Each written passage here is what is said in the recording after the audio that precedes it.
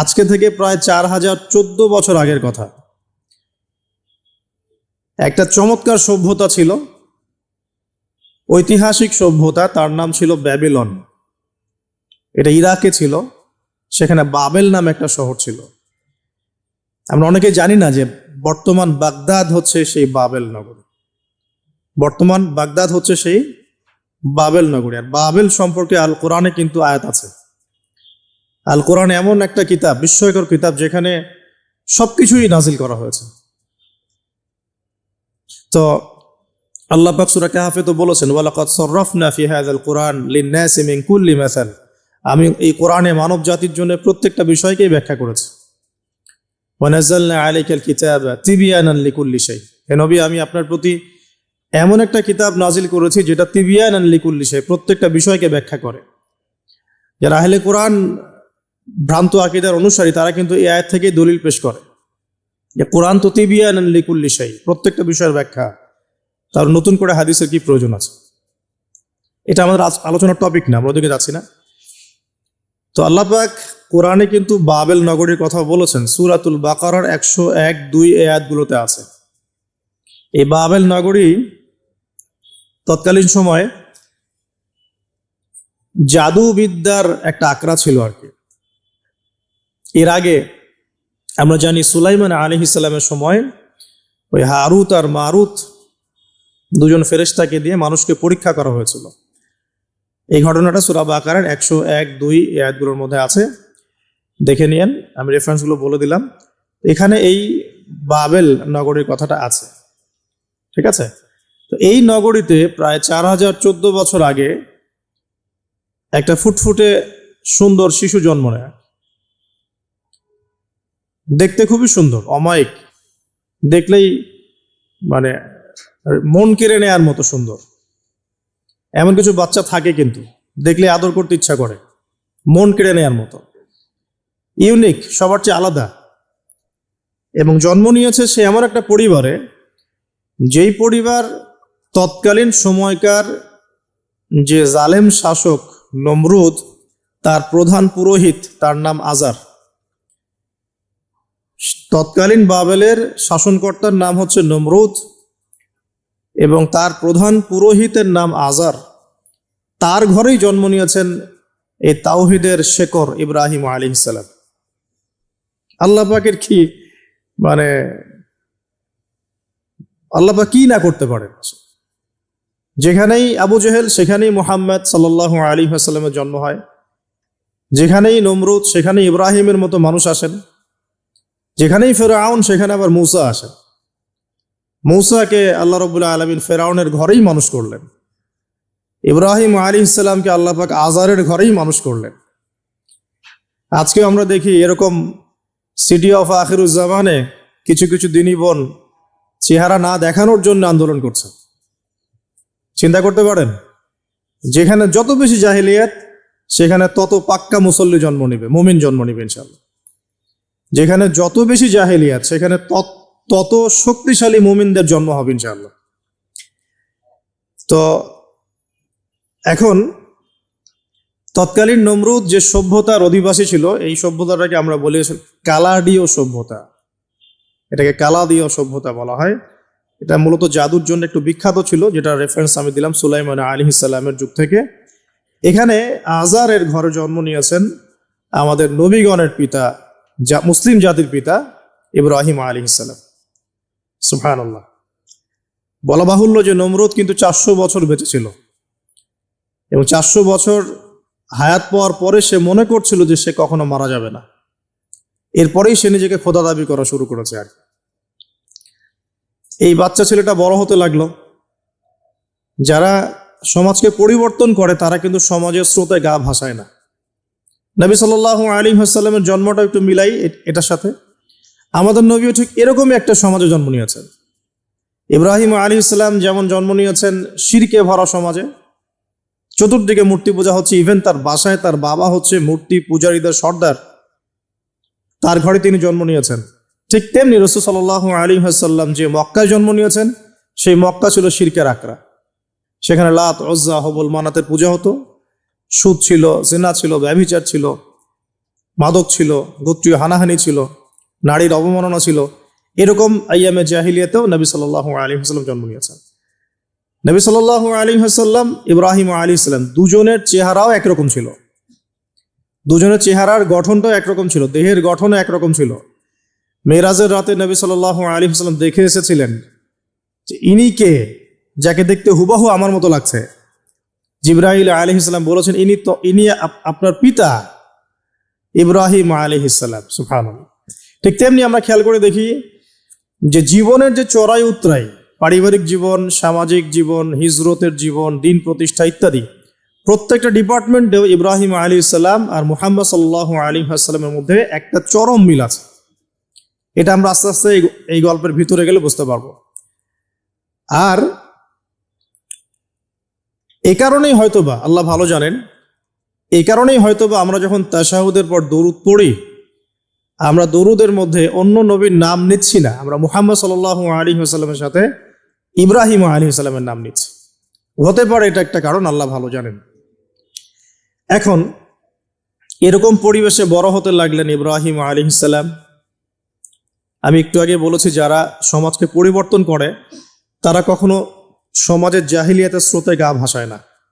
মুহাম্মদ সাল্লাল্লাহু আলাইহি ওয়াসাল্লাম সমাজ পরিবর্তন করেছেন আইয়ামে জাহিলিয়াতকে মাত্র 23 বছরের ব্যবধানে, কিন্তু তিনি কিন্তু জাহিলিয়াতের সাথে গা ভাসান নাই। তিনি কখনো সুদ খাননি, তিনি কখনো মূর্তি পূজা করেন নাই, তিনি কখনো কোনো অন্যায় গুনাহ করেন নাই, তিনি কখনো মাদক দ্রব্যের কাছেও যান নাই, কিন্তু সমাজটা ছিল এগুলোতে নিমজ্জিত। ঠিক ইব্রাহিম আলাইহিস সালামের ক্ষেত্রেও সেম। তিনি একজন প্রধান পুরোহিতের ঘরে জন্ম নিয়েও কখনো মূর্তির ধার কাছে যান নাই। বরং একটু যখন বড় হচ্ছেন, একটু বড় বলতে ম্যাচিউরড, আমাদের টিকটক প্রজন্মের মতো না, এরা 20-30 বছর হয়ে গেল ম্যাচিউরড হয় না, বুদ্ধি প্রতিবন্ধী, বিকলাঙ্গ। ইভেন ইদানিং আমাদের মেয়েরা ছেলে হচ্ছে আর কি। আমাদের নারীরা এখন পুরুষত্ব দেখাচ্ছে, আর আমরা পুরুষেরা ফেসবুকে একটা স্ট্যাটাস দিয়ে ক্ষান্ত হয়ে থাকি। এটুকু আমাদের দায়িত্ব উম্মার প্রতি। আর এখানে আমরা দক্ষতা অর্জন করেছি অনেক। আমরা সবাই কিবোর্ড মুজাহিদ, আমরা এটা মনে করি। এটাই যুদ্ধ, এটাই জিহাদ। আর নারীরা মাঠে যুদ্ধ করছে এখন, সম্ভ্রমের জন্য, অধিকারের জন্য ইত্যাদি।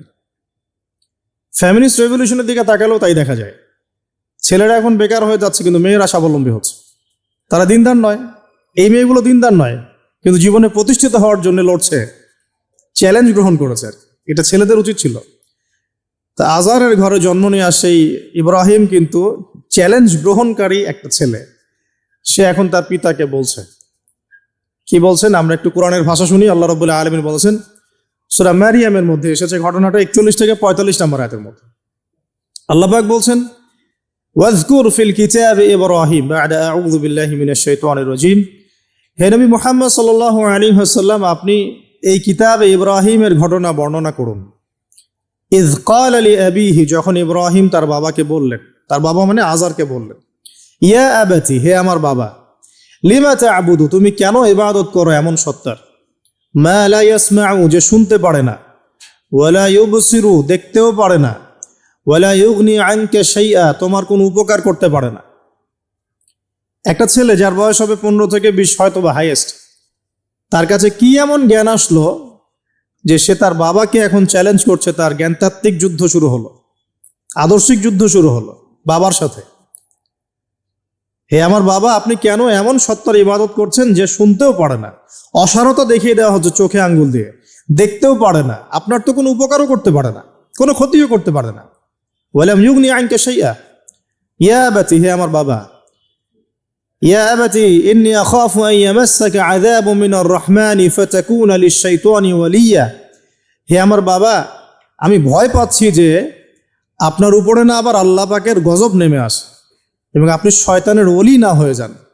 ওলি মানে কি? বন্ধু, বন্ধু, শয়তানের বন্ধু না হয়ে যান।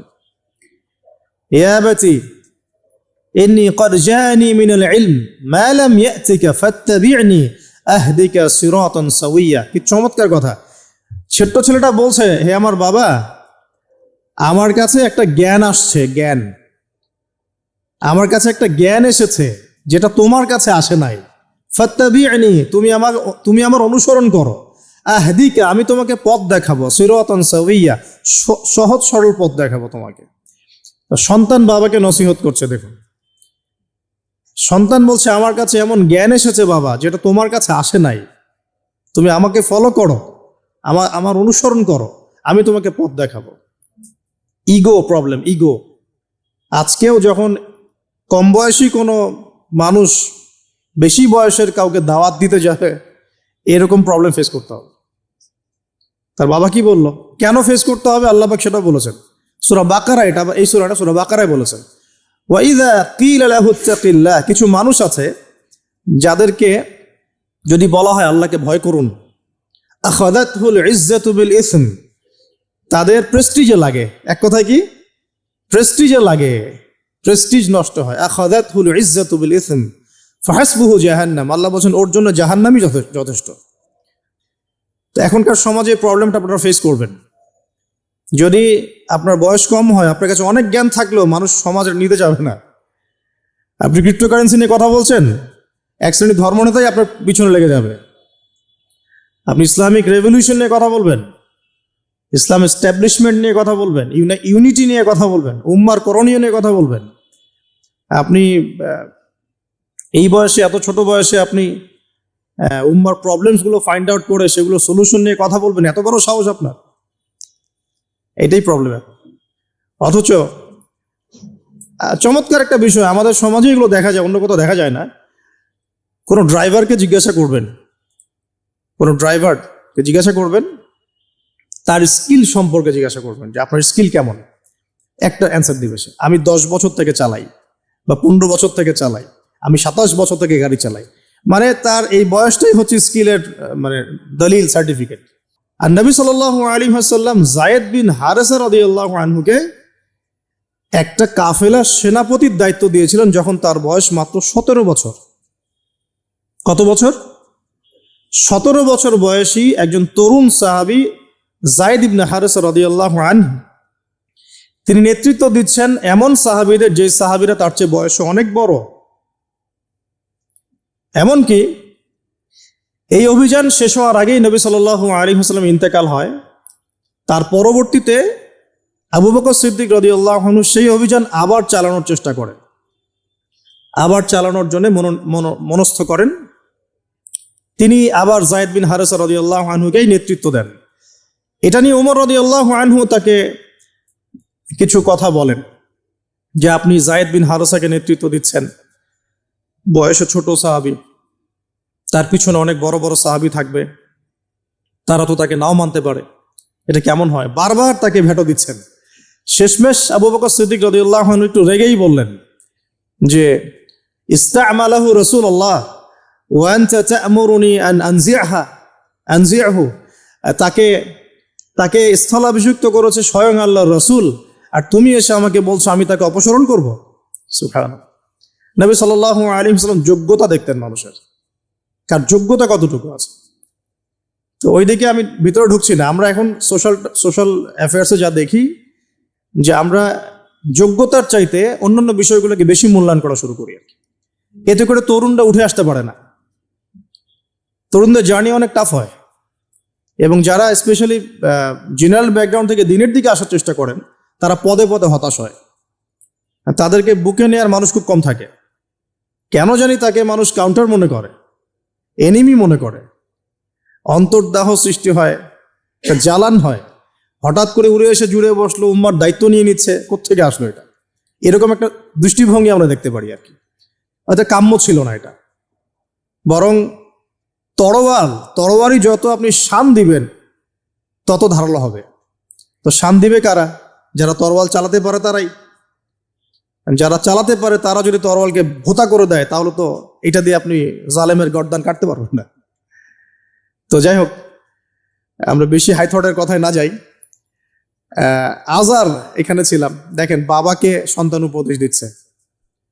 এবার বাবার উত্তরটা শোনে। বাবা কেন গ্রহণ করলো না? বললাম প্রেস্টিজ ইস্যু। তুমি ছোট মানুষ হয়ে আমাকে এত বড় কথা বলো? হ্যাঁ, তখন বাবা বলছেন আনতা আরাগিবুন আনতা আন আলিহাতিনা ইয়া ইব্রাহিম, হে ইব্রাহিম, তুমি কি আমাদের ইলাহগুলো, উপাস্যগুলো থেকে মুখ ফিরাচ্ছ? তুমি কি আমাদের উপাস্যগুলো থেকে মুখ ফিরিয়ে নিচ্ছ? রাগিবুন আনতা আন আলিহাতিনা ইয়া ইব্রাহিম লাইন লাম তানতাহি, যদি বিরত না হও, ঠিক যেমন থ্রেট আমাদেরকে করা হয়, যদি বিরত না হও, লাইন লাম তানতাহি লাআরজুমান্নাকা লাইন লাম তানতাহি লাআরজুমান্নাকা রাহজান মালিয়া। তিনি বলছেন যে যদি বিরত না হও তাহলে তোমার মাথাটা পাথর দিয়ে মেরে ফাটিয়ে ফেলবো। আরজুমান্নাকা মানে রজম করবো। রজম মানে কি? যে কোমর পর্যন্ত গেথে পাথর মারা, বিবাহিত পুরুষ জেনা করলে যেটা শাস্তি হয়। লাইন লাম তানতাহি, যদি বিরত না হও, লাআরজুমান্নাকা রাহজান মালিয়া, দূর হও এখান থেকে বের হও, হতভাগা আমরা বলি না, দূর হও এখান থেকে, ঠিক ওই রকম।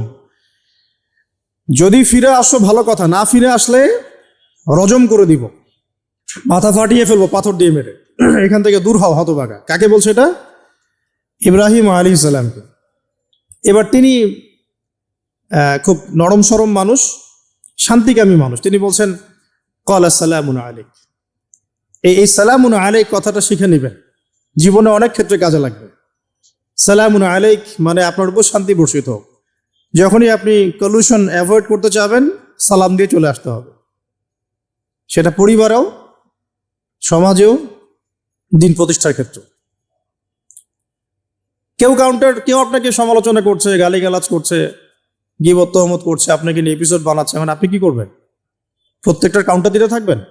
তাহলে আপনার গোল নষ্ট হয়ে যাবে, আপনার গোল থেকে আপনি বিচ্যুত হয়ে যাবেন।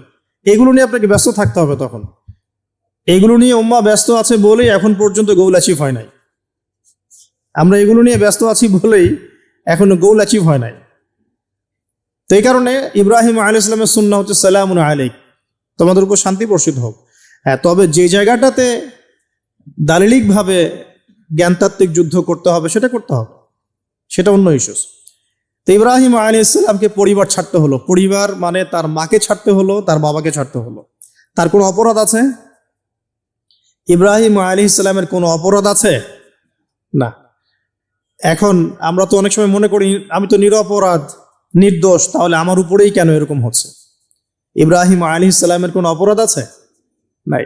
তাকে ঘর ছাড়তে হলো, বাড়ি ছাড়তে হলো, তার বাবা তাকে বের করে দিলেন। এখান থেকে লেসন নিয়ে নেন, আজকের প্রথম লেসন, যে আপনি আমি যদি হকের উপর থাকি, সর্বপ্রথম বাধাটা পরিবার থেকে আসতে পারে। সবার পরিবার একরকম না।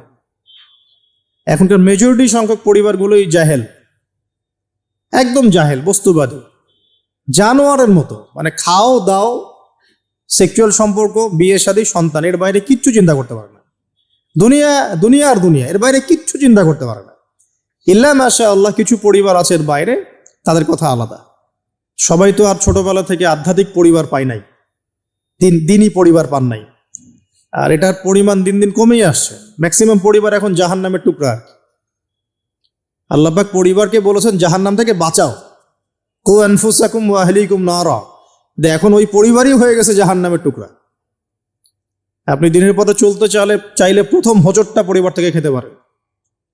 এটা ইব্রাহিম আলাইহিস সালামের জীবনেও যেমন হয়েছে, মুহাম্মদ সাল্লাল্লাহু আলাইহি ওয়াসাল্লাম জীবনেও সেম। ওই যে মিলাচ্ছিলাম কিভাবে, তার ক্ষেত্রেও সেম। চাচারা শত্রু না? চাচারা শত্রু, আশপাশের মানুষ শত্রু। চাচা এসে বাড়ির সামনে খড়কুটা ফেলে দিয়ে যায়, চাচি এসে ময়লা আবর্জনা ফেলে দিয়ে যায়, কেউ গালি দেয়, কত সমস্যা। যখন নিজের মানুষরা আপনার এগেনস্টে চলে যায় তখন মনটা ভেঙে যাবে, স্বাভাবিক।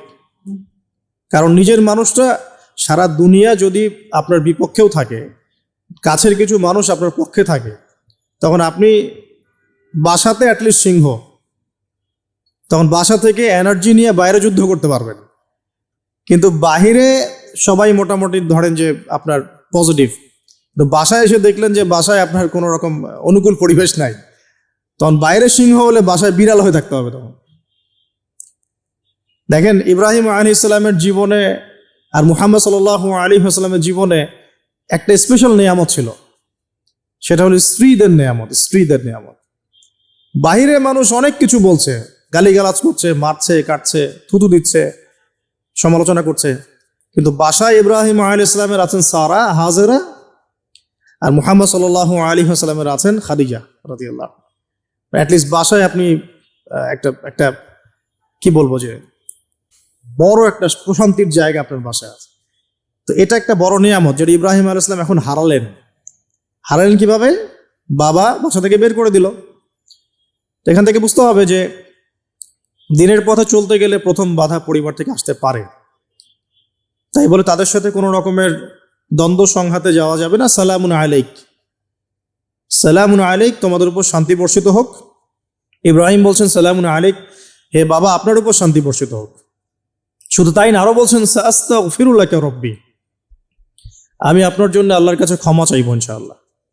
ইন্নাহু কানা বি হাফিয়া, তিনি আমার প্রতি খুব মার্সিফুল, আশা করি তিনি আমার দোয়া কবুল করবেন।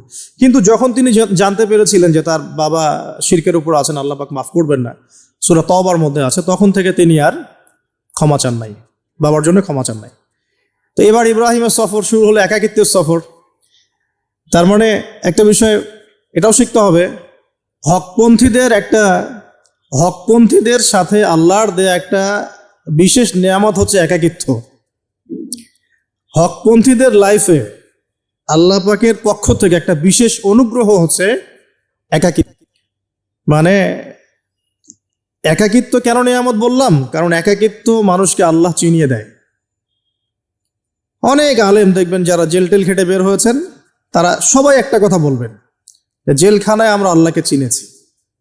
সব আলেমরা এই কথা বলে যারা ওখান থেকে বের হয়ে আসে। কারণ একাকিত্ব মানুষকে গভীরভাবে ভাবায়, আল্লাহকে পাওয়ায়, আল্লাহর কাছে দোয়া করতে শেখায়, মানুষকে বোঝায় যে আল্লাহ ছাড়া কেউ নাই সাহায্য করার। তো যারা হকপন্থী হয়, একাকিত্ব তাদের বরণ করতেই হয়। এটা মাথায় রেখে পথ চলতে হবে। ইব্রাহিম আলাইহিস সালাম পথ চলা শুরু করলেন। এবার কি হলো? তিনি কি বাসা থেকে বের হয়ে সেই এলাকা, ওই নমরুদের দেশ ছেড়ে চলে গিয়েছিলেন? উত্তর না। প্রথমে তিনি চলে যান নাই, প্রথমে তিনি ওই সমাজেই থেকেছেন, থেকে দাওয়াত দেওয়ার চেষ্টা করেছেন। তিনি ওই সমাজেই থেকেছেন, থেকে দাওয়াত দেওয়ার চেষ্টা করেন, ঠিক মুহাম্মদ সাল্লাল্লাহু আলাইহি ওয়াসাল্লামের মতো। সমাজের মানুষ যখন নির্যাতন নিপীড়ন করছেন, তিনি কি শুরুতেই সমাজ ছেড়ে বের হয়ে চলে গেছেন? না, 13 বছর দাওয়াত দিয়েছেন। কত বছর? 13 বছর। তো ইব্রাহিম আলাইহিস সালাম সমাজের মানুষকে দাওয়াত দেন। কিভাবে দেন? কোরআনে এভাবে ভাষা আসছে। আমি সূরাগুলোর নাম বলে দিই, আপনারা একটু চেক করে নিয়েন। সূরা আম্বিয়ার মধ্যে আসছে, সূরা সফফাতের মধ্যে আসছে, সূরা আনআমের মধ্যে আসছে। তো তিনি দাওয়াত দেন এভাবে যে ওয়াইজ ক্বালা ইব্রাহিম, যখন ইব্রাহিম বললেন লিআবিহি ওয়া কওমিহি, তার বাবাকে এবং তার কওমকে বললেন, মা হাযিহি তামাসিলুল্লাতী আনতুম লাহা আকিফুন, তোমরা এইসব কি মূর্তির উপাসনা করো, এদের চারপাশে ঘুরতে থাকো, কি সব করো? তো তারা বলে যে নাহনু বাল ওয়াজাদনা আবাআনা কাযালিকা ইয়াফআলুন, আমরা আমাদের বাপ দাদাদেরকে দেখেছি এইভাবেই করতে। তাদের রেফারেন্স কিন্তু এটাই ছিল। কোনো দালিলিক জ্ঞানতাত্ত্বিক যুক্তি বিজ্ঞান দর্শন এখানে নাই। এখানে কি ফিলোসফিটা কি? বাপ দাদাদেরকে দেখেছি করছে। তো এটা দিয়ে আবার অনেক সময় বাংলাদেশে আবার একটা ট্রেন্ড চালু করা হয়েছে যে তোমরা দীর্ঘদিন 1200 বছর থেকে যে ইসলামটা ফলো করে আসছো ওটা ভুয়া, আমরা যেটা নতুন মডারেশন দিচ্ছি এটাই সঠিক। এই দলিল সেম না। এখানে অমুসলিমদেরকে দাওয়াত দেওয়া হচ্ছে। অমুসলিমরা বলছে যে আমরা বাপদাদাদেরকে দেখেছি যে তারা এইভাবেই মূর্তি পূজা করতো, আমরা তাই করি। এটার সাথে কি হানাফি মাযহাবকে মিলাবেন আপনি? হ্যাঁ, হানাফি মাযহাব বাপদাদা থেকে চলে আসে, ভুয়া, নতুন যেটা দিচ্ছি এটাই সঠিক। আস্তাগফিরুল্লাহ। তো আমরা হাত চেঞ্জ করাটাকে এখন মনে করি হিন্দু থেকে মুসলমান হইলাম মনে হয়। হাত বদল করাটাকে মনে হয় যে হিন্দু থেকে মুসলমান হয়েছি মনে হয়। গভীরে ঢোকেন, ওলামায়ে কেরামদের দার্সে গিয়ে বসে গভীরে ঢুকলে বুঝতে পারবেন যে ইসলামিক স্কুল অফ থট গুলা প্রত্যেকটারই ভিত্তি আছে, এগুলোর গভীর শেকড় আছে, ভিত্তি আছে। আল্লাহ, রাসূল এবং রাসূলের সাহাবীগণ, এই তিনটাকেই মানতে হবে। আপনি যদি বলেন যে আমি সাহাবীদেরকে মানি না, খালি আল্লাহ এবং রসুলকে মানি, তাহলে আল্লাহকে রসুলকে মানতে পারবেন না। সাহাবীদের অনুসরণ না করলে রসুলকে ফলো করতে পারবেন না। তো ওইটা আজকের ইস্যু না, এটা ফিকহি অনেক ব্যাপার, গভীর ব্যাপার, এটা অন্যদিন কথা হবে।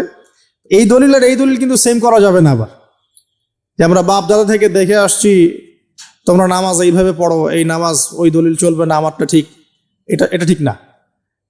নামাজ যেটা পড়ে আসে তারা এটা ঠিক আছে, এর প্রত্যেকটা দলিলের মধ্যে অথেন্টিসিটি আছে। এরকম করে সমাজে ফিতনা ছড়ানো ঠিক হবে না, বিভ্রান্তি ছড়ানো ঠিক হবে না। এখন আসুন ইব্রাহিম আলাইহিস সালামকে কি আনসার দিচ্ছেন? আমরা আমাদের পিতা মাতাদেরকে দেখেছি, বাপ দাদাকে দেখেছি এরকম তাওয়াফ করতে, মূর্তির চারপাশে পূজা করতে, নজর দিতে। তো ইব্রাহিম আলাইহিস সালাম বলছেন যে হাল ইয়াসমাউনাকুম, এই মূর্তিগুলো কি তোমাদেরকে শুনতে পারে? ইস্তাদউন, যখন তোমরা একে ডাকো। হাল ইয়ানফাউনাকুম, তোমাদের কোনো উপকার আসতে পারে? আও ইয়াদুররুকুম, তোমাদের কোনো ক্ষতি করতে পারে? তার দলিলগুলো কিন্তু অকাট্য।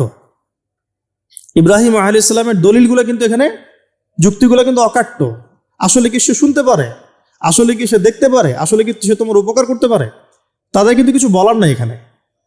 তারা বলছে বাল ওয়াজাদনা আবানা কাযালিকা ইয়াফআলুন, আমাদের পিতা মাতা বাপ দাদাদেরকে দেখেছি এইভাবেই করতে। ইব্রাহিম আলাইহিস সালাম বলছেন যে ইন্নাকুম আনতুম লাফি দালালিম মুবিন, তোমরা তো সুস্পষ্ট বিভ্রান্তির মধ্যে আছো তাহলে। তো এরকম আরো অনেক আয়াত আছে সূরা সাফফাতের মধ্যেও, ওয়া ইন্না মিন শিআতিহি লা ইব্রাহিম ইয জাআ রাব্বাহু বিকলবিন সালিম ইয ক্বালা লিআবিহি ওয়া কওমিহি মাযা তা'বুদুন, তোমরা কিসের ইবাদত করো? আইফকান আলিহাতান দুনাল্লাহি তুরিদুন, তোমরা কি আল্লাহ সম্পর্কে মিথ্যা মিথ্যা মিথ্যা আরোপ করতে চাচ্ছ? ফামা যান্নুকুম বিরাব্বিল আলামিন, আল্লাহ রাব্বুল আলামিন সম্পর্কে তোমাদের কি ধারণা? এভাবে তিনি তার কওমকে দাওয়াত দিতে লাগলেন। তাদের কওমের দলিল একটাই ছিল, বাপ দাদাদেরকে দেখেছি এভাবে মূর্তি পূজা করতে, তাই করি। সনাতন, এটা ছিল কি সনাতন থটস। অথচ সর্বপ্রথম এটা শুরু হয় কোন নবীর আমল থেকে? নূহ আলাইহিস সালাম। নূহ আলাইহিস সালামের যুগের মানুষ সর্বপ্রথম এই মূর্তি পূজা শিরক করেছে। এর আগে মূর্তি পূজা ওয়ার্ল্ডে ছিল না, নূহ আলাইহিস সালামের যুগ থেকে শুরু হয়েছে। তাহলে এটাকে আমরা সর্বোচ্চ পর্যায়ে সনাতন বলতে পারি না। তারও আগে যে সময় চলে গেছে, ওই সময় মানুষ তাওহীদপন্থী ছিল। আদম আলাইহিস সালামের যুগে তখন মানুষ এই কাজ করতো না। শুরুটা কেমন করে হলো? ভালো উদ্দেশ্যেই শুরু হয়েছিল, ভালো মনে করে। কেমন? যে মানুষ এরকম চিন্তা করে নিয়েছিল যে এই মানুষগুলো লাত, উজ্জা, হবল, ইয়াগুস, ইয়াউক, নাসর, ইয়াগুস, ইয়াউক, নাসর, এই ভালো মানুষগুলো আল্লাহর খুব নেককার বান্দা ছিলেন। তাদের স্ট্যাচু তৈরি করা যায়, তৈরি করলে কি হবে? এগুলোকে দেখলে আমাদের আগ্রহ জন্মাবে ইবাদত করার ব্যাপারে। এটা ছিল ওদের থটস। শয়তান এভাবেই তাদেরকে ইনফ্লুয়েন্স করেছিল আর কি। তারা তাই করলো। এই জেনারেশনটা যখন মারা গেল, পরের জেনারেশন যখন আসলো, তখন শয়তান ওদেরকে বুঝালো, ধরেন 100-200 বছর পরে বুঝালো যে ওরা খুব ভালো মানুষ ছিল, ওদের মূর্তিকে মসজিদের বাইরে না রেখে ভিতরে ঢুকিয়ে ফেলো, তাদেরকে সেজদা করতে হবে না, ভিতরে ঢুকিয়ে ফেলো, ইবাদতে মনোযোগ আসবে। পরের জেনারেশন এই কাজটাই করলো।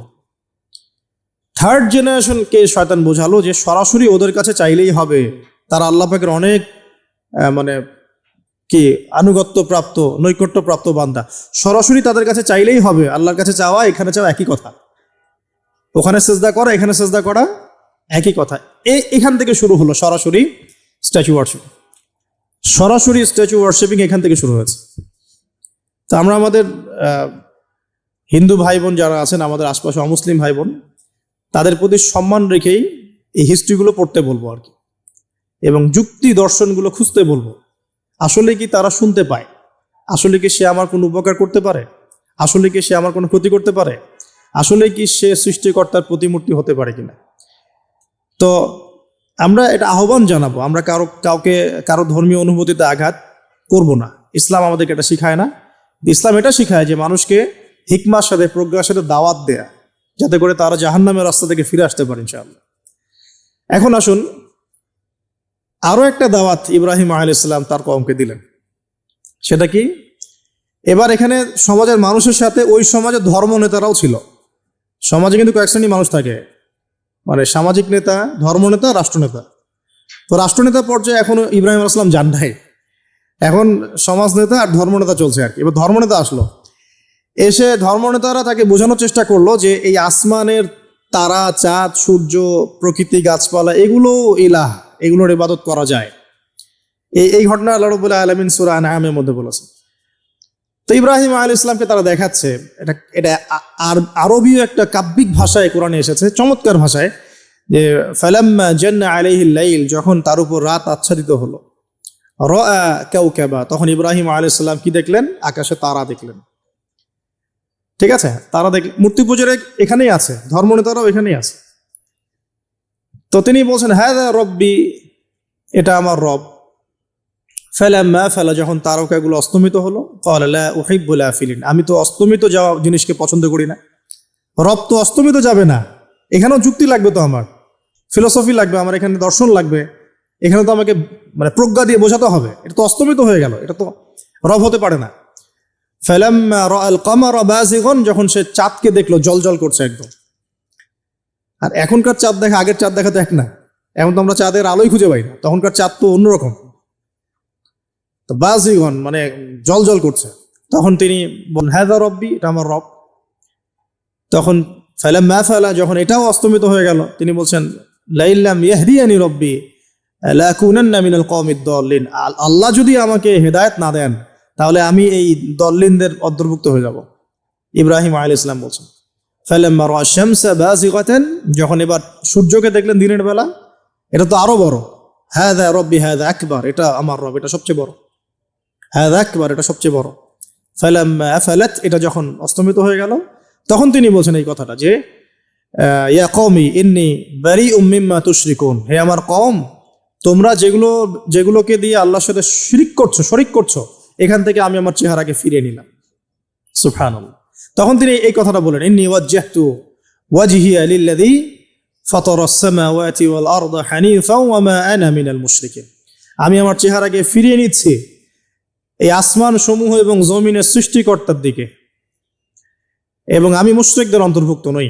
ইন্না সলাতি ওয়া নুসুকি ওয়া মাহইয়ায়া ওয়া মামাতি লিল্লাহি রাব্বিল আলামিন, আমার সালাত, আমার কুরবানি, আমার স্যাক্রিফাইস, আমার জীবন, আমার ফুল লাইফ, আমার মৃত্যু, সবকিছু কার জন্য? জগৎ সমূহের প্রতিপালক আল্লাহর জন্য। লা শারীকা লাহু, তার কোনো শরীক নাই। ওয়া বিযালিকা উমিরতু, এই একনিষ্ঠভাবে তার ইবাদত করার জন্যই আমি আদিষ্ট হয়েছি। ওয়া বিযালিকা উমিরতু ওয়া আনা মিনাল মুসলিমিন, এবং আমি মুসলিমদের অন্তর্ভুক্ত। এই শুরু হলো এবার পুরো স্পষ্টভাবে তাওহীদের ঘোষণা দেয়া। তবে ইব্রাহিম আলাইহিস সালামের এক একটা পদক্ষেপ কি যৌক্তিক না, বৈজ্ঞানিক না, এবং অকাট্য প্রমাণ আছে না, এগুলোকে কিন্তু ভেদ করতে পারছে না তারা। এবার ইব্রাহিম আলাইহিস সালাম চিন্তা করলেন দ্বারা এবার উচিত শিক্ষা দিতে হবে। তবে আগে বলেন এই যে উচিত শিক্ষাটার কথা বলছে, এটা আবার আপনারা খবরদার ভুলেও কোথাও দিতে যায় না, ঠিক আছে? এটারও সময় আছে। ইব্রাহিম আলাইহিস সালামের সাথে নবী সাল্লাল্লাহু আলাইহি ওয়াসাল্লামের জীবনের মিলের কথা বলছিলাম। নবী সাল্লাল্লাহু আলাইহি ওয়াসাল্লাম মক্কা বিজয়ের আগে কি কখনো মূর্তির গায়ে হাত দিয়েছেন কিনা বলেন? দিয়েছেন না। যখন মক্কা বিজয় হয়ে গেছে, পুরো স্টেটই আপনার, অথরিটি আপনার, তখন আপনি আপনার অ্যাকশন নিতেই পারেন, সেটা আপনার ব্যাপার, তখন আপনি কি করবেন? মুহাম্মদ সাল্লাল্লাহু আলাইহি ওয়াসাল্লাম কাবা ঘরে ঢুকে তখন মূর্তি ভেঙেছেন এবং বলেছেন ওয়াকুল জাআল হক ওয়া যাকাল বাতিল ইন্নাল বাতিলা কানা যাহুকা, তাই না? তো ইব্রাহিম আলাইহিস সালাম এবার শিক্ষা দেওয়ার চিন্তা করছেন। তিনি বলছেন যে যখন এরা মেলাতে যাবে, ওই উৎসবে যাবে, তখন আমি এদেরকে দেখে নিব। এটা কুরআন চমৎকার ভাবে বলেছে যে ইয ক্বালা লিআবিহি ওয়া কওমিহি মাযা তা'বুদুন ইফকান আলিহাতান দুনাল্লাহি তুরিদুন ফামা যান্নুকুম বিরাব্বিল আলামিন। হ্যাঁ, ফারাগা ইলা আলিহাতিহিম ফাকালা আলা তা'কুলুন। ইব্রাহিম আলাইহিস সালাম এবার যখন ওরা মেলায় চলে গেছে, যাওয়ার আগে আবার ইব্রাহিম আলাইহিস সালাম বলছিলেন যে ইন্নী সাকিম, আমি হচ্ছি অসুস্থ। আমি কি অসুস্থ? নাযারা নাযরাতান ফিন নুজুম, ইব্রাহিম আলাইহিস সালাম রাতের বেলা আকাশের দিকে তাকালেন একবার, তাকিয়ে ওদেরকে বললেন যে ইন্নী সাকিম, আমি অসুস্থ। এটা কৌশল, আমি অসুস্থ, এটা কৌশল। এই কৌশল আবার সব জায়গায় ঘাটাতে যায় না আর কি। তো এবার যখন তারা চলে গেল, ফারাগা ইলা আলিহাতিহিম ফাকালা আলা তা'কুলুন, এবার তিনি ওই মূর্তি গৃহ যেটা ওদের, ওখানে ঢুকে বলছেন যে আলা তা'কুলুন, তোমাদের কি হলো, খাচ্ছ না কেন? কাদেরকে বলছে এই কথা? মূর্তি, খাচ্ছ না কেন? আলা তা'কুলুন। ফারাগা ইলা আলিহাতিহিম ফাকালা আলা তা'কুলুন মা লাকুম লা তানতিকুন, কি হলো, কথা বলছো না কেন? মা লাকুম লা তানতিকুন, কি হলো, কথা বলছো না কেন? এবার ফারাগা আলাইহিম দরবাম বিল ইয়ামিন, এবার ইয়ামিন মানে ডান হাত, ডানাতে যা পেয়েছিলেন আর কি, তা দিয়ে সবগুলোকে ভেঙে চুরমার করে ফেলছে। ব্যাস, এবার ওরা যখন আসলো এসে বলছে যে আনতা ফাআলতা হাযা বিআলিহাতিনা ইয়া ইব্রাহিম, হে ইব্রাহিম, তুমি কি আমাদের উপাস্যদের সাথে এই কাজ করেছ? ইব্রাহিম বলছেন, লা, না, লা আসলে কোরআনে নাই, আমি নিজের মতো করে বললাম আরবি বলতে বলতে। বাল ফাআলাহু কাবীরুহুম হাদা, বরং এই বড়টা এই কাজ করছে। এর মধ্যে সবচেয়ে বড় যেটা আছে এই বেটার কাজ, আমি করি নাই, আমি তো করি নাই। তখন ওরা তো এটা তো হতভম্ব হয়ে গেল, যে সে বলছে যে তুমি তো জানো, তুমি তো খুব ভালো করেই জানো যে তারা কথা বলতে পারে না, নড়াচড়া করতে পারে না, কিছুই করতে পারে না। তখন তিনি বললেন, তাহলে তোমরা কেন এমন ইলাহের উপাসনা করো যে কথাও বলতে পারে না, শুনতেও পারে না, দেখতেও পারে না, তোমার উপকারও করতে পারে না, ক্ষতিও করতে পারে না। কিন্তু এবারও কিন্তু যুক্তি নাই কোনো, তাদের কাছে কোনো দলিল নাই, কোনো প্রমাণ নাই, কোনো যুক্তি দর্শন কিচ্ছু নাই। এবার শুরু হলো জুলুম। জালেমের কাজ কি? যুক্তি, জ্ঞান, দর্শন, বিজ্ঞান এগুলো দিয়ে যখন পরাস্ত, এগুলো দিয়ে পারছি না, এবার পেশি শক্তি। এবার কি? পেশি শক্তি। ব্যাস, এবার পেশি শক্তি। ইব্রাহিম আলাইহিস সালামকে নিয়ে যাওয়া হচ্ছে নমরুদের দরবারে। এবার চলো, এবার তোমার আজকে খবর আছে। এবার পুরো রিমান্ড হবে 7 দিনের। একদিন রিমান্ড হলেই অবস্থা খারাপ হয়ে যাওয়ার কথা। তো ইব্রাহিম আলাইহিস সালামকে এবার নিয়ে যাচ্ছে ধরেন নমরুদের কাছে। কি যে হবে আল্লাহ ভালো জানেন। ইব্রাহিম আলাইহিস সালাম যখন যাচ্ছেন, তখন কি তিনি জানতেন যে আল্লাহ পাক তাকে আগুন থেকে বাঁচাবেন? এই ঘটনা যে ঘটবে তিনি কি জানতেন? আচ্ছা, আমরা না হয় জানি যে এমনটা হয়েছিল। ইব্রাহিম আলাইহিস সালাম ওই সময় তো আর জানতেন না যে কি হতে যাচ্ছে। তার মানে তার ওই সময় তার ইমানের তেজ, তার স্থিরতা, ইস্তেকামা এবং তাওয়াক্কুল কত বেশি ছিল। তাকে নিয়ে যাওয়া হচ্ছে এবারে নমরুদের সামনে দাঁড় করিয়ে। নমরুদ এবার একটু মজা নিয়ে জিজ্ঞাসা করলো যে কে তোমার রব? ওই কবরের প্রশ্ন করার মতো, মান রব্বুক, তোমার রব কে? তো ইব্রাহিম আলাইহিস সালাম বলছে, রব্বি আল্লাযী ইউহয়ী ওয়া ইউমীত, আমার রব তিনি যিনি জীবন দেন, মৃত্যুও দেন। এবার নমরুদ বলছে, ক্বালা আনা উহয়ী ওয়া উমীত, আমি তো জীবন দিই আর মৃত্যু দেই। কিভাবে? একজন এই যাবজ্জীবন প্রাপ্ত আসামিকে ডেকে নিয়ে ছেড়ে দিল, দিয়ে বললো যে জীবন দিলাম। আর একজন আসামিকে ডেকে তৎক্ষণাৎ মৃত্যুদণ্ড, এই মৃত্যু দিলাম। তো ইব্রাহিম দেখলেন আলাইহিস সালাম এ তো মোটা বুদ্ধির মানুষ, কারণ যে যত বড় জালেম হয় তার বুদ্ধি তত মোটা হয়, কিন্তু এটা মাথা রাখবেন। ফেরাউনের মতো জুলুম মানুষের বুদ্ধি লোপ করে দেয়, আর শিরক মানুষের মধ্যে ভয় সঞ্চার করে। যখন যখন আপনি শিরক করতে থাকবেন, মনে খুব ভয় কাজ করবে। এবং মুশরিক বাহিনী কখনো ইসলামের বিজয় লাভ করতে পারে নাই। যে মুসলিম সেনাবাহিনীর মধ্যেও শিরক ছিল না, ওরা যুদ্ধের মাঠে পরাজিত হয়ে গেছে। ইতিহাস ঘাটবেন, মুসলিম যে সেনাবাহিনীর মধ্যে শিরক ছিল, ওই সেনাবাহিনী পরাজিত হয়ে গেছে। আবার অল্প গুটি কয়েক সেনাবাহিনী তারা তাওহীদপন্থী ছিল, তারা জয়লাভ করেছে। ইতিহাস ঘেটে দেখবেন। তো জুলুম কি করে? বুদ্ধি লোপ পায়। নমরুদের বুদ্ধি লোপ পেয়ে গেল। তো ইব্রাহিম আলাইহিস সালাম বলছেন, রব্বি আল্লাযী ইউহয়ী ওয়া ইউমীত, এ তো এটা বুঝলো না। তাহলে ইন্নাল্লাহা তাআলা ইন্নাল্লাহা ইয়াতি বিশ-শামসি মিনাল মাশরিক ফাতি বিহা মিনাল মাগরিব। ইব্রাহিম আলাইহিস সালাম বলছেন যে আল্লাহ রাব্বুল আলামিন, আমার আল্লাহ, তিনি পূর্ব দিক থেকে সূর্য উঠান। তো তুমি যদি ইলাহ হয়ে থাকো, তাহলে পশ্চিম দিক থেকে উঠাও। এটা আরো বড় অকাট্য দলিল হলো। তার অবস্থাটা আল্লাহ ব্যাখ্যা করছেন এভাবে। আল্লাহ বলছেন, ফাবুহিতাল্লাযী কাফার, কাফের একদম হতভম্ব হয়ে গেল। একদম হতভম্ব হয়তো লাভ নাই, বেশি শক্তি আছে আমার। তোমার যুক্তি, বিজ্ঞান, দর্শন, থিওরি তো আমার দরকার নাই। তোমার দিনের জ্ঞানের এলিমেন্ট তোমার দরকার নাই। তোমার ওয়াজ নসিহতের আমার দরকার নাই। আমার কাছে কি আছে? বেশি শক্তি আছে, পিঠায় সব সিধা করে ফেলাবে একেবারে। ব্যাস, ইব্রাহিম আলাইহিস সালামের জন্য বলছে, ফাআল হাররিকুহু ওয়ানসুরু আলিহাতাকুম, একে জ্বালায় দাও, পুরায় দাও, একে জ্বালায় পুরায় দাও, তোমাদের ইলাহদেরকে সাহায্য করো। আল্লাহ পাক অন্য জায়গায় বলছেন যে ফাআরাদু বিহি কাইদান ফাজআলনাহুমুল আসফালিন, তারা ইব্রাহিম আলাইহিস সালামকে নিয়ে একটা বিশেষ বড় একটা কৌশল করলো। এই কৌশলটা কি ছিল? তাকে অগ্নিকুণ্ডের মধ্যে ফেলে দেওয়ার একটা চেষ্টা করলো, আগুন জ্বালিয়ে রাখলো। বলা হয় 40 দিন, এগুলো হিস্ট্রি বা তাফসীরগুলোতে আসছে। আমি just Quran text to the point বলছি।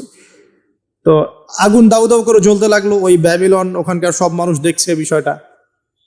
তো ইব্রাহিম আলাইহিস সালামকে ফেলে দেওয়া হবে। দেখেন, যখন ফেলে দেওয়া হবে, তখন কি ইব্রাহিম জানতেন যে তিনি আগুনে পুড়বেন না? তিনি তাহলে প্রস্তুত ছিলেন। তিনি তখন জীবন দেওয়ার জন্য প্রস্তুত ছিলেন। ঠিক আছে। এখন তাকে ফেলে দেওয়া হচ্ছে, ঠিক ওই সময়ে জিবরাইল আলাইহিস সালামের আগমন। সুবহানাল্লাহ। তিনি এসে বলছিলেন যে আমার কাছে কোনো হাজত আছে নাকি আপনার? তখনও ইব্রাহিম আলাইহিস সালাম বলেছেন, আপনার কাছে আমার কোনো হাজত নাই। হাসবি আল্লাহ ওয়া নি'মাল ওয়াকিল, এই যে কথাটা আমরা বলি, হাসবুন আল্লাহ ওয়া নি'মাল ওয়াকিল, হাসবি আল্লাহ ওয়া নি'মাল ওয়াকিল, ইব্রাহিম আলাইহিস সালাম বললেন আল্লাহই আমার জন্য যথেষ্ট এবং তিনিই আমার উত্তম কর্মবিধায়ক। ব্যাস, এরকম মোমেন্টে বান্দা যখন আল্লাহকে এভাবে চাবে, আল্লাহ রাব্বুল আলামিন না এসে পারবেন? কখনোই পারবেন না ইনশাআল্লাহ তাআলা। তখন আল্লাহ রাব্বুল আলামিনের আদেশ চলে আসলো, ইয়া নার, হে আগুন, কুনি বারদান ওয়া সালামান আলা ইব্রাহিম, ইব্রাহিমের জন্য ঠান্ডা হয়ে যাও, শীতল ঠান্ডা হও, মানে খুব শীতল না, আবার আরামদায়ক শীতল ঠান্ডা হয়ে যাও।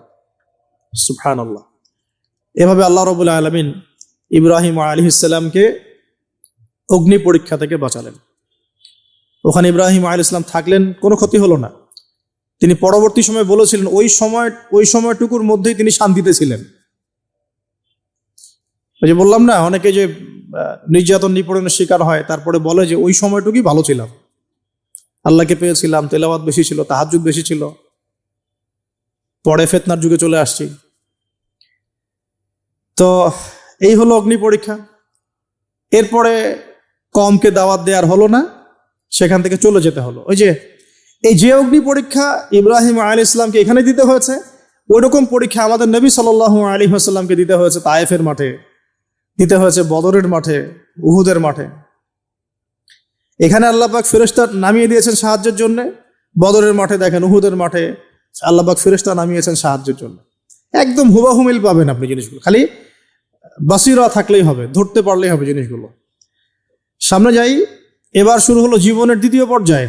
এবার তিনি হিজরত করে চলে যাচ্ছেন। দেখেন, এখানেও হিজরত, আবার নবী সাল্লাল্লাহু আলাইহি ওয়াসাল্লামের যুগেও মক্কা থেকে মদিনায় নবীগণের জীবনের সাথে এগুলো জড়িত। ঠিক আছে, এখন যাওয়ার তো একজন সাথী লাগবে। তো একাকিত্বের জীবনের অবসান ঘটলো, আল্লাহ রাব্বুল আলামিন তাকে সাথী দিলেন। সাথীর নাম হচ্ছে সারা আলাইহিস সালাম। কি নাম? অনন্য সুন্দরী নারী ছিলেন। ইতিহাসে বলা হয় যে দুজন নারী সবচেয়ে বেশি সুন্দরী, দুজন। আমাদের মতো আর্টিফিশিয়াল সুন্দরী না, আর্টিফিশিয়াল সুন্দরী কথা বলো, অরিজিনালি সুন্দরী দুজন নারীর কথা বলা হয়েছে। একজন হচ্ছেন হাওয়া আলাইহিস সালাম, অনন্য সুন্দরী নারী ছিলেন, এবং আরেকজন সারা আলাইহিস সালাম, তিনি পরম সুন্দরী নারী ছিলেন। দেখেন, সারা আলাইহিস সালাম, তার গর্ভ থেকে কিন্তু পরবর্তীতে মানে সন্তান তো প্রথমে হচ্ছিল না, তাই না? শেষ বয়সে গিয়ে সন্তান হলো। হাজারা আলাইহিস সালামের গর্ভ থেকে কি ইসমাইল, আর সারা আলাইহিস সালামের গর্ভ থেকে ইসহাক। ইসহাক আলাইহিস সালামের পরে ইয়াকুব, আর ইয়াকুবের পরবর্তী বংশধর যারা, তারা কি? বনু ইসরাইল। তাই বনু ইসরাইলের মধ্যে ইউসুফ হাসান, ইউসুফ সবচেয়ে সুন্দর ছেলে না? সারা আলাইহিস সালামের সৌন্দর্য, সুবহানাল্লাহ, কথা বুঝতে পারছেন? মায়ের সৌন্দর্য, মার বাবা, তারা ছিলেন পরম সুন্দর।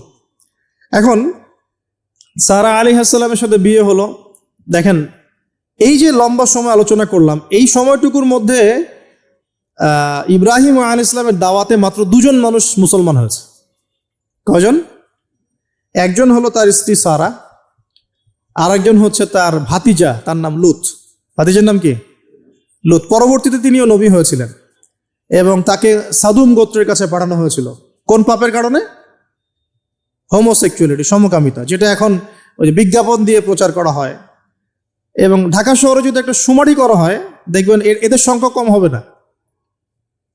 ঢাকা শহরে যাকে শুমারি করা হয়, দেখবেন এদের সংখ্যা কম হবে না। এখন যদি ভূমিকম্প আসে, আমরা কি লা ইলাহা ইল্লাল্লাহ বলবো? বলেন তো, আমরা তো ডেকে নিয়ে আসতেছি ভূমিকম্প, আমরা ডেকে নিয়ে আসতেছি যে আল্লাহ পাক বলছেন এগুলো করো না, গজব আসবে। আমরা করছি আর এটাকে ডেকে নিয়ে আসতেছি, আসো। আর এদিকে আমরা মানে রড সিমেন্টের অ্যাডভার্টাইজ করতেছি আর কি, যে এগুলো দিয়ে বাড়ি বানালে কোনোদিন ভাঙবেও না, কাঁপবেও না। আমাদের চিন্তাগুলো কেমন হয়ে গেছে জানি। আল্লাহ পাক জেনা, ব্যভিচার, মাদক, পর্নোগ্রাফি, এই সমকামিতার এইসব পাপের কারণে এরকম গজবগুলো নাজিল করেন।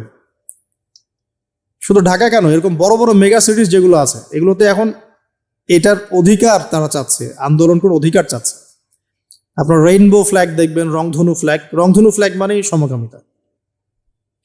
অ্যাডভার্টাইজ দিয়ে দিয়ে, পোস্ট দিয়ে দিয়ে এখন মানুষ, আগে যেমন মেয়েরা বাসায় গিয়ে গিয়ে কিছু সার্ভিস দিত না, মানে খারাপ সার্ভিসের কথা বলছি আর কি।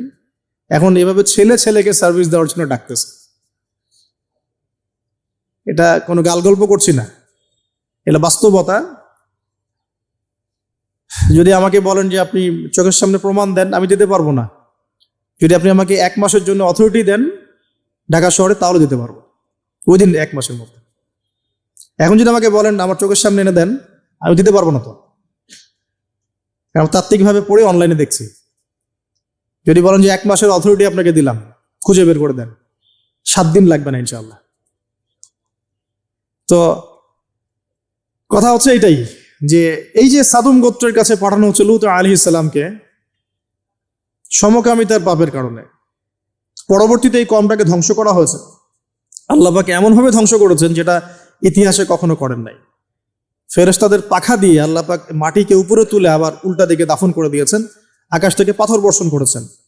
এখন এইটা যদি সারা বিশ্বে ছড়িয়ে পড়ে, তাহলে ওই রকম শাস্তি আবার আসবে না? স্বাভাবিক না? এটা আসতে পারে। আর এটার মূল কেন্দ্র হচ্ছে পশ্চিমা সভ্যতা। এখান থেকে সারা দুনিয়ায় ছড়িয়ে পড়তেছে। বাংলাদেশের মতো মুসলিম কান্ট্রিতেও দিন দিন সমকামিতা বাড়ছে। আমাদের বোনদের, আমাদের ভাইদের, গার্ডিয়ানদের অনেক বেশি সচেতন থাকা দরকার। কোনো কোনো ক্ষেত্রে মাদ্রাসার মধ্যেও দেখা গেছে এগুলা, হিপসখানাতেও দেখা গেছে এগুলা। পর্নোগ্রাফির কারণে এগুলো হচ্ছে। পর্নোগ্রাফির কারণে মানুষের রুচি বিকৃত হচ্ছে, এবং সে নারী পুরুষ, গরু ছাগল, হাঁস মুরগি কোনো কিছুর তোয়াক্কা করছে না। কয়দিন পরে এটাও যদি দেখেন অবাক হবেন না, যে মানুষ পশু পাখির সাথে জেনা করতেছে। এটাও যদি দেখেন, আমি অ্যাটলিস্ট অবাক হব না।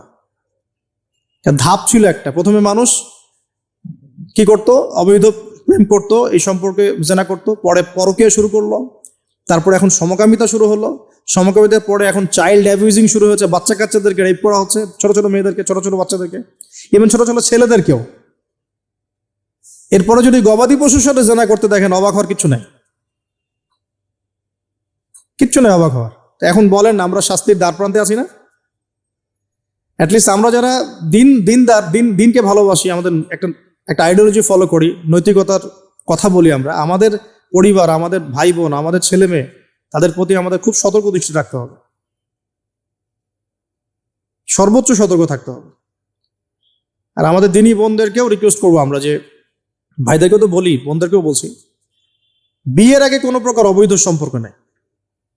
বিয়ের আগে কোনো প্রকার অবৈধ কোনো সম্পর্ক না।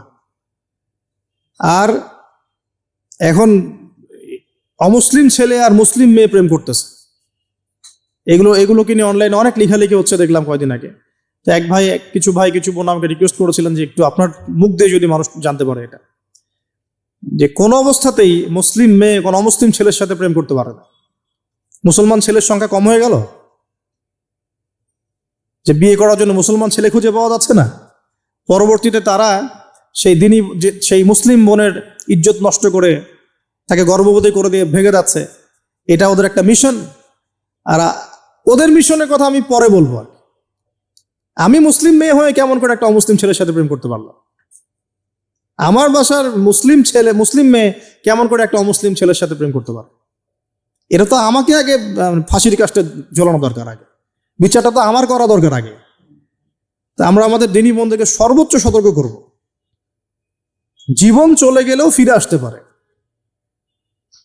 পারে না? আল্লাহর হাতে তো। মানুষ অনেক সময় জীবন মৃত্যুর সন্ধিক্ষণে থাকে না, আল্লাহ পাক ফিরিয়ে বাঁচিয়ে দেন না। ইজ্জত চলে গেলে কখনো ফিরে আসে না। ইজ্জত চলে গেলে ফিরে আসে? আল্লাহ আমাদেরকে বোঝার তৌফিক দান করুন। আচ্ছা, এবার আসেন, হিজরতের পালা শুরু হলো। সাথী কে? মাত্র 2 জন। কয়জন বলেন তো? এখন কয়জন সাথী মুসলিম? 2 জন, সারা আলাইহিস সালাম এবং লূত আলাইহিস সালাম। এবার হিজরতের পথে একটা ঘটনা আছে। হিজরতটা হয়েছে কোথায়? ব্যাবিলন থেকে কেনানে। কোথায়? কেনান কোন জায়গা? এটা শামের অন্তর্ভুক্ত একটা জায়গা। শাম মানে শুধু সিরিয়া নয়, বরং এটার একটা বড় ব্যাপ্তি আছে। প্যালেস্টাইন, জেরুজালেম এর অদূরেই শামের মধ্যেই, প্যালেস্টাইন জেরুজালেমের অদূরেই এই কেনান একটা জায়গা ছিল। এখানে খালিল নামে একটা জায়গা এখনো আছে। কি নামে? খালিল, বর্তমান নাম খালিল। ইব্রাহিম আলাইহিস সালামকে কি বলা হয়? খালিলুল্লাহ, আল্লাহর খালিল। ওই নামটা কিন্তু এখনো এখানে আছে আর কি। তো এখানে হিজরত করা হয়। তারপরে এখানে থাকতে লাগলেন তার স্ত্রী সারা আলাইহিস সালাম। এক সময় ওই এলাকায় একটু দুর্ভিক্ষ দেখা দিল। তখন তারা মিশরের দিকে যাচ্ছিলেন খাবারের সন্ধানে। যাওয়ার সময় সেখানে একটা রাজা ছিল, রাজাটা লম্পট টাইপের। লম্পট রাজা বোঝেন কিনা, যারা নারীর নেশা খুব আর কি, যে মেয়েকেই দেখে তাকে তুলে নিয়ে যায়। এগুলো নতুন পাপ না, ইতিহাসে যেগুলো দেখতে এখন যেগুলো হচ্ছে এগুলো হিস্ট্রিতে ছিল, আগেও ছিল। কোরআনে এগুলো সবগুলোকে কেন ব্যাখ্যা করা হয়েছে? কারণ শেষ জামানায় শেষ নবীর উম্মতে এগুলো সবই হবে। শেষ নবীর উম্মতের সময় এই সবগুলো রিপিট হবে, এই কারণে আল্লাহ পাক সব জানিয়ে দিয়েছেন আমাদেরকে কি হয়েছিল আগে। আমরা হচ্ছে সামারি, পাপের সামারি। সারা ওয়ার্ল্ডের যত পাপ ছিল এগুলো সামারাইজিং করা হয়েছে, এই উম্মত হবে এগুলো উম্মতের মধ্যে। এই জন্য আল্লাহ পাক সতর্ক করেছেন বারবার। এখন এই রাজা সারা আলাইহিস সালামের দিকে চোখ দিল। এখানে আমাদের দিনী বোনদেরকে একটা মারাত্মক নসিহত করতে চাই। এটা আমি পড়ছিলাম যখন গত 3 দিন থেকে, আমি 2 বার এখানে পড়তে পড়তে থেমে গেছে। সারা আলাইহিস সালামকে যখন কিডন্যাপ করা হয়েছে তখন দুটো কাজ হয়েছে এখানে। এক, ইব্রাহিম আলাইহিস সালাম সাথে সাথেই তিনি নামাজে দাঁড়িয়ে গেছেন। ইব্রাহিম আলাইহিস সালাম কি করেছেন? নামাজে দাঁড়িয়ে গেছেন। আর সারা আলাইহিস সালামের দিকে যখন হাত বাড়াচ্ছে এই আপনার লম্পট বাচ্চা, সারা আলাইহিস সালাম সময় চেয়েছেন যে আমি নামাজ পড়ব, আমাকে নামাজ পড়ার ব্যবস্থা করে দেয়া হোক। সারা আলাইহিস সালাম অজু করে এসেছেন, অজু করে নামাজে দাঁড়িয়েছেন। দাঁড়িয়ে 2 রাকাত নামাজ পড়ে আল্লাহর কাছে দোয়া করেছেন, আল্লাহুম্মা ইন কুনতা তা'লাম, হে আল্লাহ আপনি যদি জানেন, আল্লাহুম্মা ইন কুনতা তা'লাম, হে আল্লাহ আপনি যদি জানেন যে ইন্নী কদ আহসানতু ফারজি ইল্লা যাওজি, আমি আমার লজ্জাস্থানকে হেফাজত করে রেখেছিলাম, সতীত্বকে কখনো নষ্ট করিনি, শুধু আমার স্বামীর হক আমি স্বামীকে দিয়েছি। মানে আমি আমার স্বামী ছাড়া অন্য কারো কাছে আমার সতীত্ব নষ্ট করি নাই। যদি আপনি এটা জেনে থাকেন, আল্লাহ ফানসুরনি, আল্লাহ আপনি আমাকে সাহায্য করেন, ওয়ালা তুসমিত আলাইয়া হাযাল কাফির, আমার উপরে এই কাফেরকে আপনি বিজয়ী করেন না। এই দোয়াটা দিনী বোনরা মুখস্থ করে রাখতে পারেন। কারণ অনেকেই চলতে ফিরতে উঠতে বসতে অনেক রকম হ্যারাসমেন্টের শিকার হন। যদি আপনি সতীত্ব রক্ষা করে চলতে পারেন তখন আল্লাহর কাছে দোয়া করবেন, আল্লাহ আপনি যদি জেনে থাকেন আমি আমার সতীত্ব রক্ষা করেছি, আমি অনেস্ট, আমি আমার সতীত্ব রক্ষা করেছি, কারো সামনে আমি আমার সতীত্ব নষ্ট করি নাই, আল্লাহ আপনি এই জালেমের এগেনস্টে, এই কাফের এগেনস্টে, এই ফাসেকের এগেনস্টে আমাকে সাহায্য করেন। এই দোয়া করার সাথে সাথেই এই বাচ্চার হাতটা অবশ হয়ে গেছে, হাত আর আগাচ্ছে না, হাত প্যারালাইজ হয়ে গেছে, পড়ে গেল সে। তখন আবার তিনি দোয়া করছেন সারা আলাইহিস সালাম, আল্লাহ এখন যদি সে মারা যায় তার মানুষ মনে করবে আমি মেরে ফেলছি। তখন আল্লাহ পাক তাকে ছেড়ে দিলেন, ভালো হয়ে উঠলো। আবার ওই যে বললাম পশুর স্বভাব তো কখনো ঠিক হয় না, আবার হাত দেওয়া শুরু করলো, চেষ্টা করলো, আবার অবশ হয়ে গেল। এভাবে 3-4 বার চেষ্টা করেছে। এরপরে যখন পারছে না তখন সে বলছে যে আমার সামনে কোন শয়তানকে তোমরা নিয়ে আসছো, সে তার ভাষায় বলছে আর কি, আমার সামনে কোন শয়তানকে হাজির করছো, একে নিয়ে যাও আমার সামনে থেকে। তো ছেড়ে দিল। তারপরে সাথে হাজারা আলাইহিস সালামকেও মানে হাদিয়া হিসেবে দিয়ে দিয়েছে, ডেকে নিয়ে যাও। এবার হাজরা আলাইহিস সালাম, সারা আলাইহিস সালাম, ইব্রাহিম আলাইহিস সালাম কেনানে চলে আসলেন। এখন সারা আলাইহিস সালাম তো ভাবছেন তিনি বন্ধা, তিনি ভাবছেন যে আমার সন্তান হচ্ছে না। তখন ইব্রাহিম আলাইহিস সালামের বয়স প্রায় 86 বছর। কত বছর? আর সারা আলাইহিস সালামের বয়স প্রায় 70। তো 70 বছর হয়ে গেছে একটা মহিলার, মনে করেন বাচ্চা কাচ্চা হয়নি, তাহলে তো তার মনে হবে যে আমার মনে হয় বাচ্চা কাচ্চা হবে না, স্বামীর তো বংশ বাড়ছে না, তো বংশের রক্ষার স্বার্থে আমি তাকে একটা বিয়ে দেওয়ার চেষ্টা করছি। তখন হাজরা আলাইহিস সালামের সাথে তার বিয়ে দেওয়া হয়। এই হলো সেকেন্ড ওয়াইফ। এখনকার পশ্চিমা সভ্যতা অবশ্য আমাদেরকে শেখায় যে একজন নোবেল মানুষ আর কি, মানে a noble man can not marry মানে টুয়াইস থার্ড, এটা শিখায় যে একজন ভালো মানুষ একাধিক বিয়ে করতে পারে না। এটা নোবেলরা মানে পশ্চিমরা শিখায়।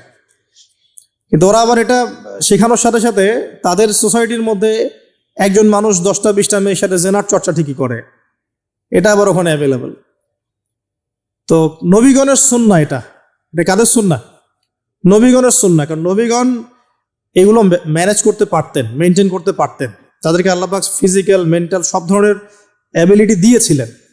এবার বিয়ে হয়ে গেল, কিসের উদ্দেশ্যে দেয়া হয়েছে? সন্তান। এবার 86 বছর বয়সে আল্লাহ রাব্বুল আলামিন ইব্রাহিম আলাইহিস সালামকে সন্তান দান করলেন। সুবহানাল্লাহ। এই সন্তানের নাম কি? ইসমাঈল আলাইহিস সালাম। সন্তান জন্ম হয়ে গেল, পরীক্ষাও। ইব্রাহিম আলাইহিস সালামের জীবন তো পুরোটাই পরীক্ষা। বাবার থেকে বিচ্ছিন্নতা পরীক্ষা, আগুনের পরীক্ষা, সমাজ থেকে বিচ্ছিন্নতা পরীক্ষা, আবার এই যে এখন পরীক্ষা, আরো বড় বড় পরীক্ষা শুরু হচ্ছে। কি পরীক্ষা? এবার বলছেন স্ত্রী এবং সন্তানকে রেখে আসো মক্কায়। খুব খেয়াল করে দেখেন, এই জায়গা থেকে ইব্রাহিম আলাইহিস সালাম তার বিশ্বাস ছিল যে মক্কাতে আল্লাহ রাব্বুল আলামিন আমার স্ত্রী এবং সন্তানকে কিন্তু মেরে ফেলবেন না ইনশাআল্লাহ। কিন্তু তিনি তো মানুষ, তিনি বুঝতে পারছেন জনমানব শূন্য একটা জায়গায় আমার স্ত্রী সন্তান কিভাবে থাকবে। একটু পানি নিলেন, খেজুর নিলেন, রেখে আসছেন। যখন রেখে আসছেন, ওই সময়টার কথা হাদিসের মধ্যে আসছে যে তিনি মানে রেখে চলে আসছেন, পিছন দিকে হাঁটা শুরু করেছেন। তার স্ত্রী দৌড়ে আসছেন বারবার। চিন্তা করেন একটু, মানে আবেগ দিয়ে ভাবেন জিনিসটাকে। আইনা তাযহাবু ইয়া ইব্রাহিম, কোথায় আছেন আপনি?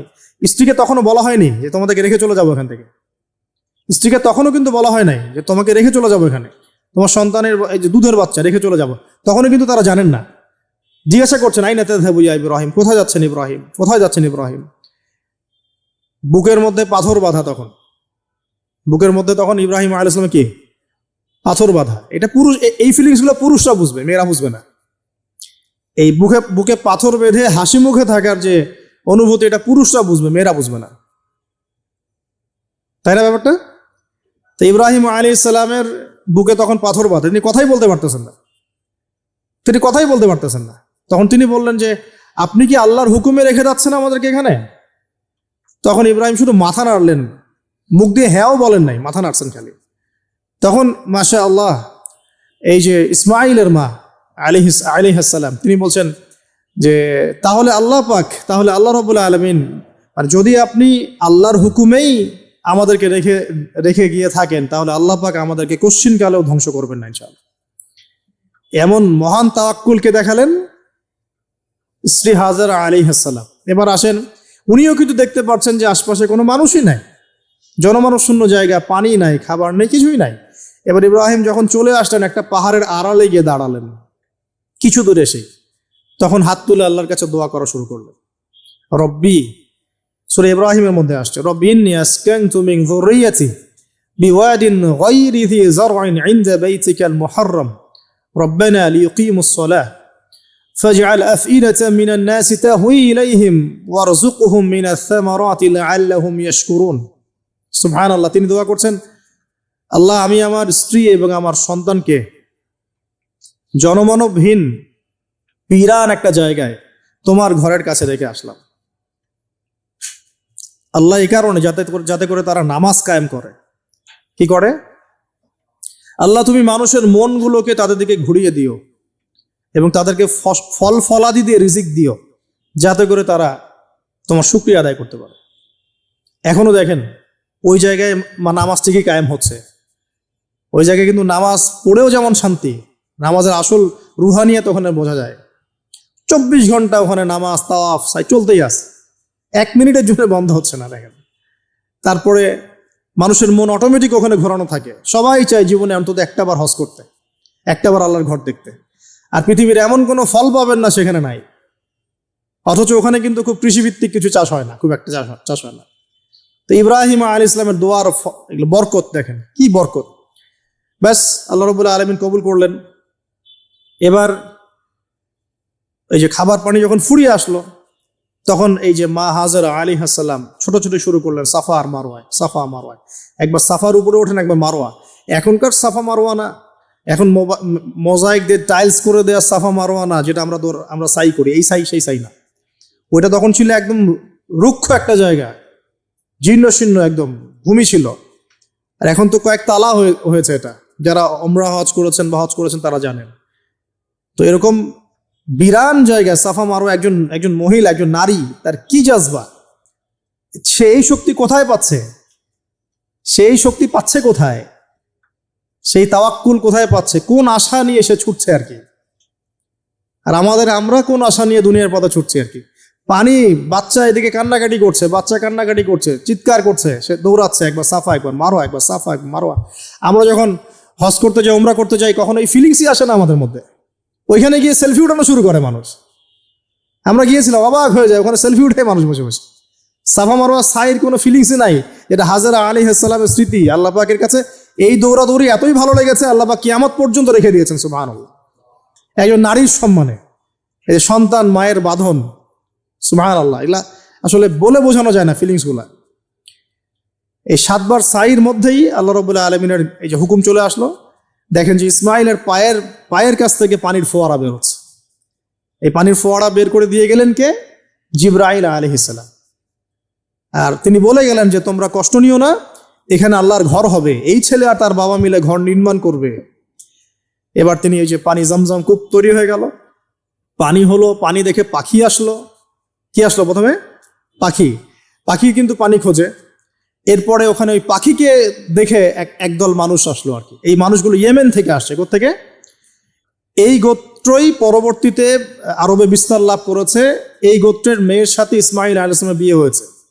পরবর্তীতে এই গোত্রের হাত ধরে কুরাইশ বংশ হয়েছে, এবং এই কুরাইশ বংশে আমাদের শেষ নবী মুহাম্মদ সাল্লাল্লাহু আলাইহি ওয়াসাল্লামের জন্ম হয়েছে। বুঝতে পারলেন? এই হলো ইতিহাস। তো তারা পানি চেয়েছিল। তো হাজরা আলাইহিস সালাম বলেছিলেন যে পানি দিতে পারে এক শর্তে, এখানে বসতি স্থাপন করতে হবে। ওরা তো আরো ভালো, বসতি স্থাপন করবো, পানিও পাবো, সব তো আরো ভালো হলো। এখানে ইসমাইল আলাইহিস সালাম বড় হন। পরবর্তীতে এখানকারই এক মেয়েকে তিনি বিয়ে করেন, নারীকে বিয়ে করেন। তার বংশতে আসে মুহাম্মদ। তার বংশতে আস্তে আস্তে যে কুরাইশ, বনু হাশিম, বনু মাখজুম, এগুলো হতে হতে হতে মুহাম্মদ সাল্লাল্লাহু আলাইহি ওয়াসাল্লাম কুরাইশ বংশে জন্ম নেন। তাহলে আমাদের নবীর পিতা কে বলেন? ইসমাইল। কে? ইসমাইল আলাইহিস সালামকে বলা হয় আরব জাতির পিতা, আলাদা করে আরব জাতির পিতা। আর তখনই কিন্তু আরবি ভাষাটাই, যে আমরা যে এখনকার যে আরবি ভাষাটা দেখছি, এই আরবি ভাষাটা কিন্তু এই বনু জোহরম গোত্র থেকে আসছে আর কি। বুঝতে পারছেন? এই গোত্রের ভাষা ছিল এই ক্লাসিক্যাল আরবি ভাষা, আমরা যে আরবিটা এখন চর্চা করি। তো এবার ইসমাইল আলাইহিস সালামের বয়স যখন এবার আবার একটু বড় হলো, বেশি হলো, 10 থেকে 13 বছর, তখন আরেকটা পরীক্ষা। এর মাঝে মাঝে বাবা আসেন, দেখেন যান, দেখেন যান। এখন শেষ বয়সে যারা সন্তান পেয়েছেন তারা এই জিনিসগুলো বুঝেন। আমরা যারা বিয়ে শাদী করি নাই, সন্তান হয় নাই, আমরা আসলে এগুলো পড়ি, বুঝতে পারি না। কারো যদি সন্তান মারা গিয়ে থাকে, তাকে দাফন করে থাকেন, তারা এই ফিলিংসগুলো বোঝেন, বুঝবেন। কিন্তু যারা সন্তানের বাবা হই নাই, হ্যাঁ, আমরা মানে আনম্যারিড অ্যাডাল্ট হইনি, আমরা এগুলো বুঝি না। আমরা এগুলো পড়ি, আমরা এগুলো যে রিডিং পড়তে পারি। ঠিক আছে? জীবনে নিজের সাথে একটা কিছু হয়ে গেলে সেটার অভিজ্ঞতা আমরা যেভাবে বুঝি, না হলে তো আমরা বুঝি না।